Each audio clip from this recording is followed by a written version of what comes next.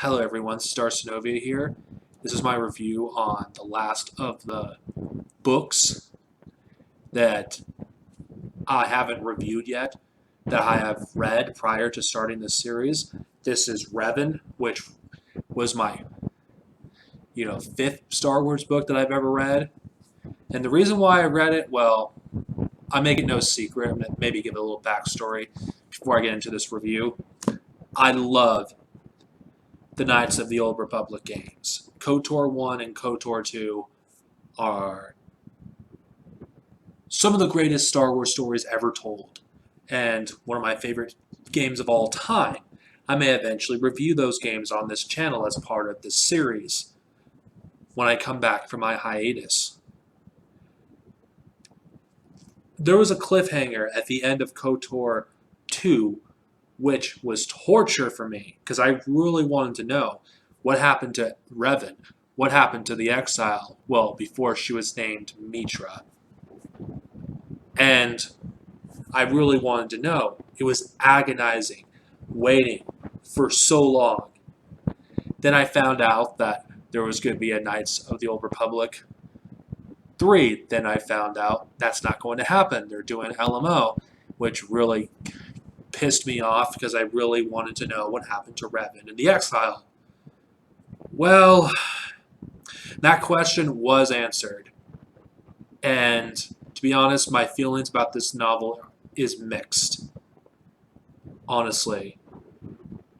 I will tell you why later in my review, but I just gotta give a backstory on why I have the feelings towards this book that I do. I hated it the first time I read it. And there's various reasons why. Would I rank it as one of the worst books in the EU? No. As much as I don't like this book, I can't put it as one of the worst because it is well written and there's some stuff I like about this book. It answered some questions that I had in KOTOR 2. How did Canderous Ordo get the Mandalorian Max? How did he become Mandalore? That's answered in this book. Why did Revan truly leave went to the unknown regions? That is revealed in this book. What happened to Bastila? What happened after the war? That's answered in this book. A lot of the questions that I had in KOTOR 2 on what happened are answered, but there's various things that they never answered. We never know about the relationship between Revan and Kreia. We don't hear it from Revan's perspective. I know there's only so much they could have done in this book, but I feel like not enough of Revan's backstory was really revealed in here.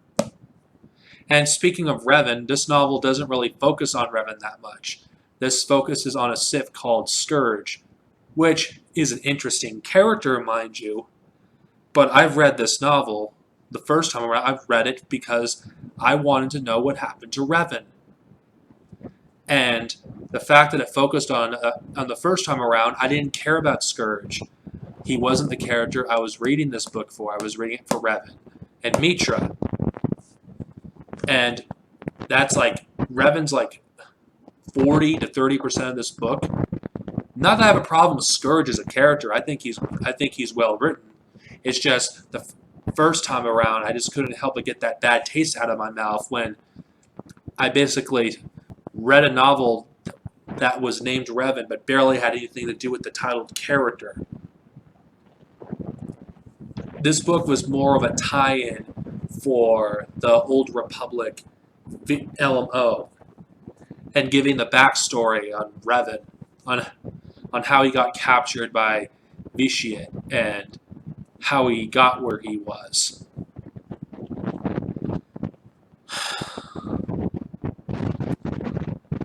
There's other things that does bother me about this book as well.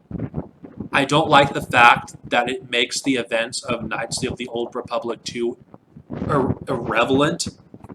It essentially makes everything that Mitra does in the second game meaningless. It doesn't matter, even though Mitra essentially saved the Republic and the Jedi Order from collapsing.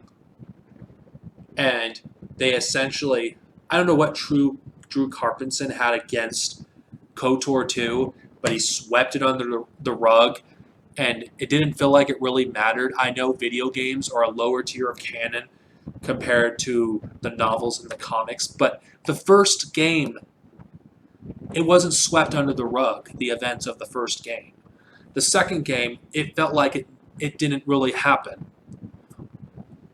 It's like it didn't feel important, even though that was the closest the Jedi Order came to extinction. Yet Mitra's, story in that game doesn't seem to really matter. That bugged me when I read it, and it bugged me when I listened to it on the audiobook as well. It still bugs me that Mitra, who's a wound in the Force, that isn't even mentioned in this book. Okay, don't get me wrong. I know video games are a lower tier of canon, but for fuck's sake, if you're making a novel that ties Knights of the Old Republic 1 and 2 together along with the LMO, at least make it seem like the game that happened, prior to this book coming out mattered. And Mitra is just so weak compared to what she seems to be in the game.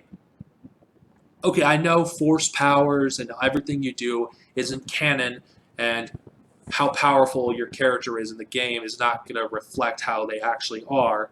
I'm not one of those fanboys of Revan who think Revan can beat anyone. No, but Mitra wasn't weak. She fought Darth Nihilus, Darth Scion, some of the most powerful Sith in this era that are about on the level of Exar Kun.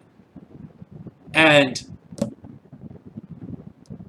she somehow is weaker than Revan.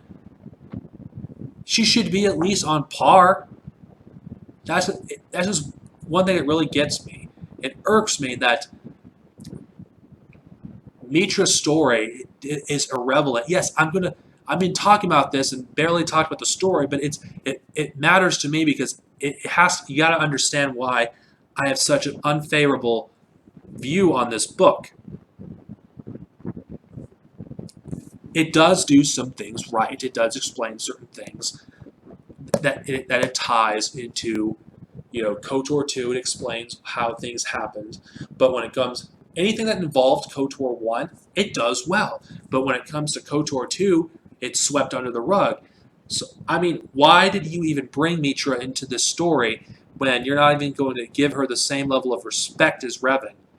That's the issue I have with this story, is Revan is given all this respect, but Mitra is not. I know Mitra is nowhere near as popular as Revan. I know that. I'm aware of that. But Mitra is such a good character. And in the game, if you actually played the game, Mitra does have a personality more than Revan does in the game. Mitra is a tragic character. And this is how her story ends.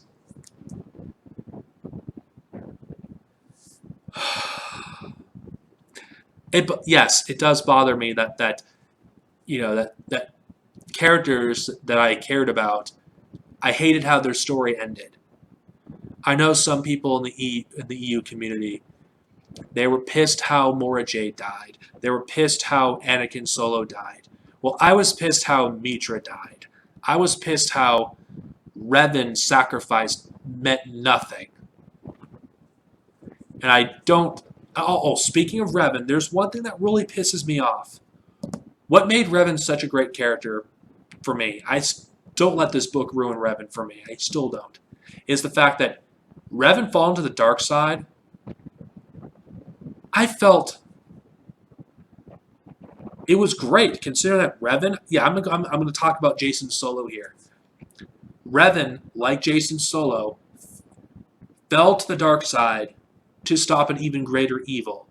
He didn't fall to the dark side because, he was he had a dream, or he fell to the dark side because he has daddy issues, or he fell to the dark side because he was brainwashed. But this is exactly what this book does. It makes it so Revan and Malik, them falling to the dark side, it wasn't their choice.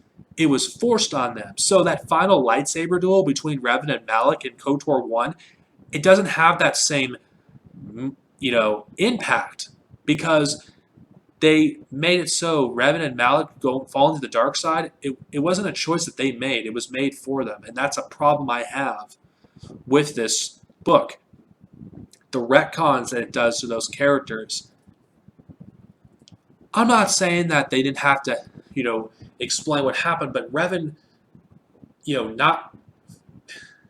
I just have a problem. Revan, it makes Revan worse as a character when Revan fell to the dark side because he was brainwashed, rather than doing it based on his own choices. That's why Revan was one of my favorite characters, but after reading this book, Revan is nowhere near the character that I thought he was, and I feel like this book in some ways ruins the character of Revan. He's still one of my favorite characters in Star Wars, but he's not on the top 10 anymore because of this book. I read this back in 2011, and the fact is, after so many years of waiting at the time, I read this back when it first came out in paperback. When I saw this at Barnes & Noble, when I was starting to read the EU, I was like, wait, Revan is getting a story? I could finally know what happens. That is why I read this book. At the time, I stopped reading what Star Wars book I was reading because of this. Revan, at the time, was the shit for me. Revan was my favorite Star Wars character before I dived deep into the expanded universe. This is when I just scratched the surface at the time that I read this book. On its own, it's not a bad book. It's well written. I think Drew Carpenson did a great job writing this book. But if you're a fan of KOTOR and KOTOR 2, your enjoyment of this book is definitely going to be affected. Because you're not going to like the ending for these characters. I mean, yes, it's 2018 at the time that this review has been recorded. But at the time that I read this book, it was 2011.